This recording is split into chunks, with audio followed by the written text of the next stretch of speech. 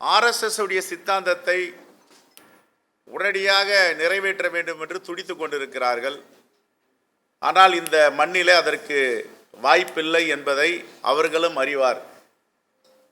ஆனால் 2 தினங்களுக்கு முன்பு மத ரீதியான பிளவை ஏற்படுத்துவதற்கும் கலவரத்தை ஏற்படுத்த முயற்சி செய்வதற்கும் நரேந்திர மோடி அவர்கள் முயல்வது அப்பட்டமாக இந்திய மக்களுக்கு தெரிய வந்திருக்கிறது. ஏற்கனவே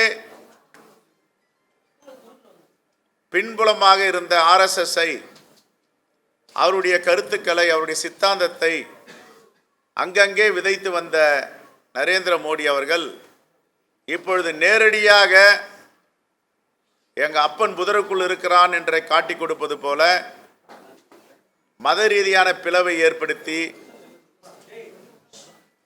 இஸ்லாமிய மக்களுக்கு எதிராகவும் இந்துக்களுக்கு எதிராகவும் பிரச்சனையை கையில் எடுத்திருக்கிறார். இதை வன்மையாக தமிழ்நாடு காங்கிரஸ் கமிட்டி கண்டிக்கிறது. இந்த பேச்சின் அடிப்படையில் இந்திய தேர்தல் ஆணையம் நரேந்திர மோடியை எங்கும் பிரச்சாரம் செய்ய அனுமதிக்க கூடாது. யாராவது இந்திய அரசியலமைப்பு சட்டத்திற்கு எதிராக பிரச்சாரம் செய்தால், இந்திய தேர்தல் ஆணையத்தின் கட்டுப்பாடுகளை மீறினால் எப்படி தடை விதிக்கிறார்களோ அதே போன்று நரேந்திர மோடி அவர்களுக்கு இந்திய தேர்தல் ஆணையம் தடை விதிக்க வேண்டும். அவர் மத கலவரத்தை ஏற்படுத்த முயற்சி செய்கிறார். இது தமிழ்நாடு காங்கிரஸ் கமிட்டியின் பகிரங்க குற்றச்சாட்டு.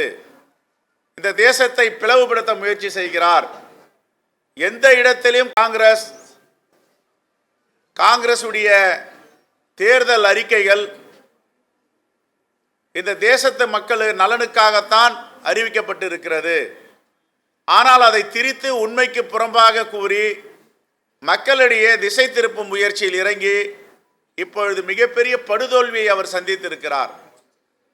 இந்துக்கள் எல்லாம் இவரை நம்புவது போலவும் இந்துக்கள் எல்லாம் இவர் பின்னாடி இருப்பது போல ஒரு மாயை ஏற்படுத்துகிறார். ஒருபோதும் இந்து மக்கள் தேச விரோத சக்திகளுக்கு அனுமதிக்க மாட்டார்கள்.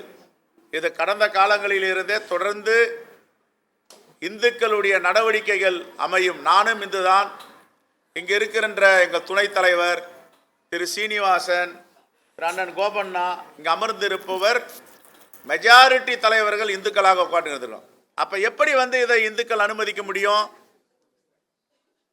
இந்த தேசம் என்பது பன்முக தன்மை உள்ள தேசம். எல்லா மொழி வாரி மாநிலங்களும் இந்த தேசத்தில் இருக்கின்றன. எல்லா கலாச்சாரங்களும் இருக்கின்றது. ஒரு மாநிலத்திற்கு ஒரு கலாச்சார வேறுபாடுகள் இருக்கின்றன. ஆகவே மோடி இப்படி பிரிவினைவாதத்தையும் மதவாதத்தையும் தூண்டிவிடும் செயலில் ஈடுபட்டு இருப்பதால் இந்திய தேர்தல் ஆணையம் அவரை பிரச்சாரம் செய்வதற்கு அனுமதிக்க கூடாது என்று தமிழ்நாடு காங்கிரஸ் கமிட்டி வேண்டுகோள் விடுக்கிறது.